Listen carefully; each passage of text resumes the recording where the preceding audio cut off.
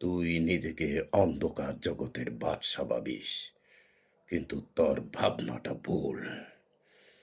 তুই ভেবেছিস তুই ছাড়া এই জগতে আর কোনো ডন নাই, কিন্তু তুই জানিস না আমি অন্ধকার জগতের ডনই নই। ডন জন্ম দেওয়ার কারিগর।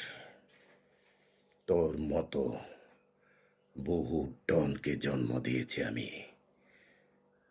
আমার নাম তুই যদি না শুনে থাকিস, তাহলে শেষবারের মতো শুনে নে, কারণ এরপর আর কোনো শব্দ তোর কানে প্রবেশ করবে না।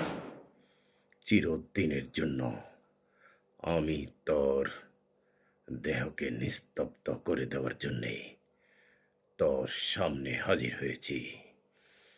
তুই ভেবেছিলি অন্ধকার জগতের বাদশা হয়ে সমস্ত অপকর্ম আর সমস্ত অপকর্মের নীল নকশা দ্বারা এই পৃথিবীর মধ্যে ত্রাসের রাজত্ব কায়েম করবি, কিন্তু তোর সে ভাবনা ভাবনাতেই নির্মূল হয়ে যাবে।